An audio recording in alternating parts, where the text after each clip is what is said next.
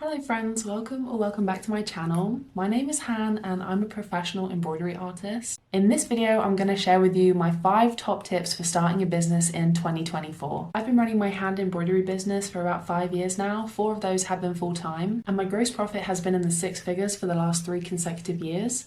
So now that I've given you my credentials, I'm going to hop right into the video. My first tip to anybody thinking about starting a business in 2024 would be to make sure that you actually enjoy the craft or service that you're thinking of offering for said business. You're likely going to be spending quite a lot of time on your small business, especially in the early days. So if you choose something that you don't enjoy or that you find tedious, you're not going to be happy and your small business is going to suffer as a result. Some of my earliest memories are from when I was around 7 years old and my nana was teaching me how to embroider. I've always just loved hand embroidery, and when I had the idea to turn that into a business, I felt more excited than anything that I would be able to hand embroider on a daily basis and make money from it. And thankfully that feeling has continued. I don't find my work tedious and I do enjoy what I do every day, so I definitely took my own advice on this one. As a sidebar to this, I do think it's really important to mention that just because you really enjoy a craft or a hobby, and you might even be really good at it, you don't need to turn that into something that generates a profit. You shouldn't feel pressured into selling your cute crocheted goods just because you see 20 other people doing it on social media. If your craft, whatever it may be, beading, pottery, embroidery, crocheting, if that craft is your one solace in this world, if it's the one place that you find enjoyment in your days, I would reconsider turning that into your business.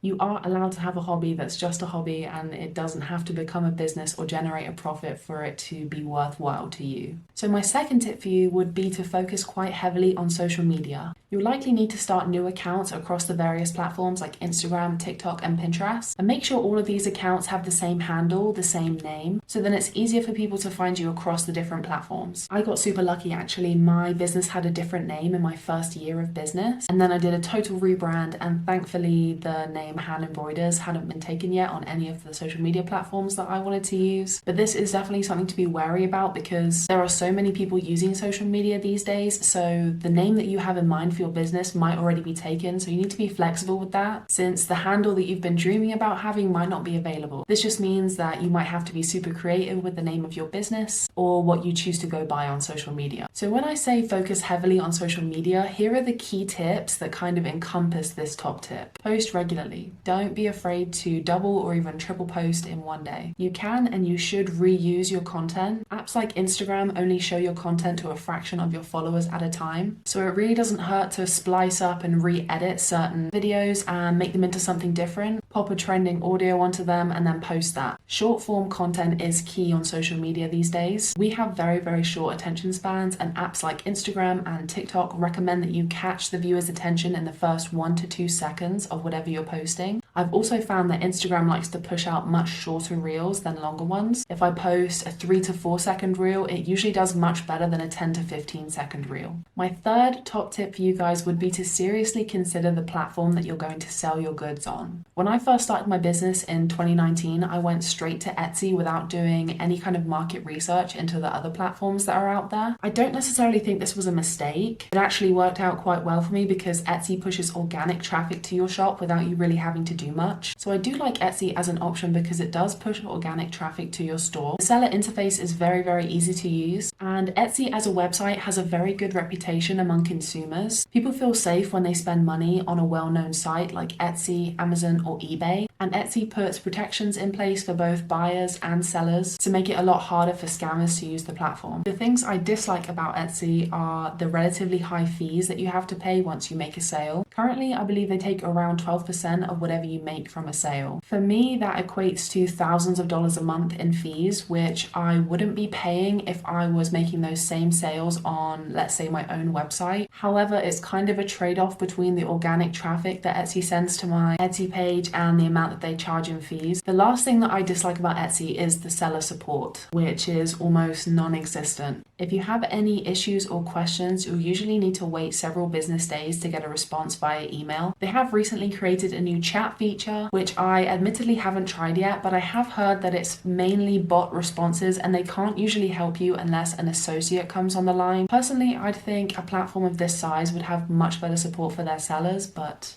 Alas. I recently started a Shopify store and I've found it quite an easy interface to use. Unlike Etsy, Shopify stores operate as if it's your own website, so they don't drive any traffic to your store. It's more reliant on what you drive via your social media platforms. The fees are very low on Shopify and the support seems to be a little bit better than what I've experienced on Etsy. One thing that I really don't like about Shopify is you're unable to select different processing times for different items in your storefront. I sell hand embroidered shoes that can take several weeks to complete, but I also sell shoe embroidery kits which can take me a day to put together and have ready to ship out. On Shopify, I can't select a shorter processing time for my shoe embroidery kits, so if you browse my website, it says that my shoe embroidery kits take several weeks to ship out, which they don't. I have included in my descriptions that they will ship out within a week of purchase, but sadly a lot of people don't really read descriptions that closely, and I really do think that this has affected the number of sales that I've made of my shoe embroidery kits on my website. You also have some other options such as starting your own website. Platforms such as Squarespace and Wix will allow you to do this for a small monthly fee. Unless you already have quite a large social media following, I don't really recommend this when you're just starting out your business. I think it might be harder to draw people to your website if the platform that you're using doesn't organically generate traffic to go there like Etsy does. I know that my business would not be anywhere near where it is today if I hadn't chosen Etsy as my first platform to sell on, and I say that as somebody who pays through the nose for their fees every month. My fourth top tip for you would be to focus on product photography. I feel like so many small business owners spend so much time and energy on developing their products and their services that when it comes to the visuals and aesthetics of said products and services, they kind of drop the ball. Product photos are so important because, at least for me, I'm super visual. If something looks good on a website, if the staging in a photo is really good,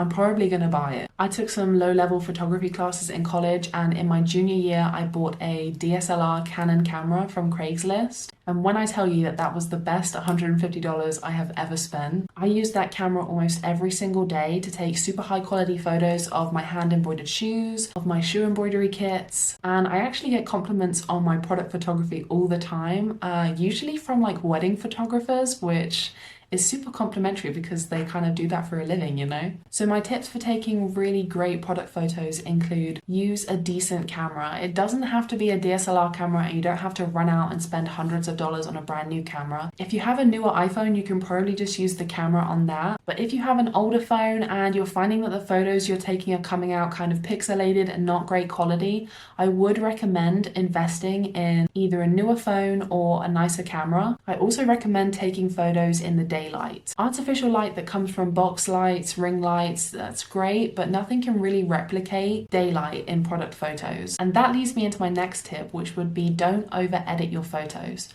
I edit my photos in a software called Lightroom. I really like this software, I find it easy to use, but I also really enjoy photo editing. You don't actually need a high-tech software like this if you're taking your photos in a place that gets good natural light during the day. I personally just like to use it to touch up my lighting levels and to clean up the backgrounds in some of my product photos. The last top tip that I have for you guys is to make sure you dedicate specific hours to your small business and be strict with yourself. It might not be your goal to turn your small business into your 9-to-5, and if it isn't, then definitely take this tip with a pinch of salt. But if it is your goal to turn your small business into your 9-to-5, then you're gonna have to put in the time as if it were your 9-to-5. But also ask yourself, would you want to be working on your 9-to-5 at 10:30 at night, responding to emails and doing other bits and bobs? I know that I wouldn't.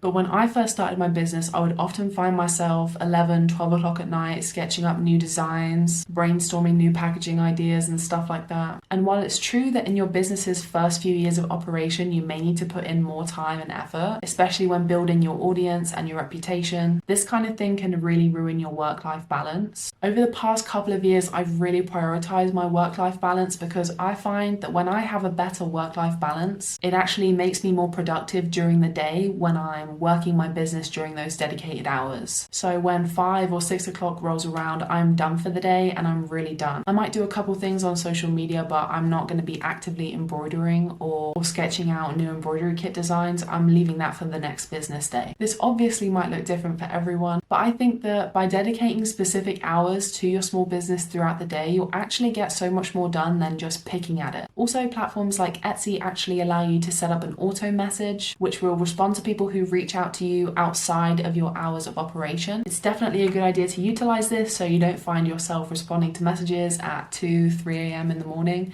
because Etsy will also penalize you if you leave a message too long without replying. I also think it's important to have a day or two during the week where you don't actually work on your small business. Again, take this with a pinch of salt, because in my first couple of years of business, I was no stranger to 7-day work weeks. But for me personally, I feel like when I'm really burnt out, my small business really suffers. And taking a day or so away from my small business, away from my embroidery and my shoe embroidery kits, I find myself running into a lot less creative slumps, and I rarely ever feel burnt out these days. So those are my 5 top tips for anybody who is considering starting a small business in 2024. I really hope that you found this video informative and maybe took away a couple of tips. If you enjoyed this video, maybe leave me a like. If you have any questions for me, don't hesitate to leave them in the comments below. And don't forget to subscribe to my channel if you want to see some more content like this. I can definitely make this into a video series if you guys are interested in something like that. But thanks so much for watching if you got this far, and I will see you guys in my next video.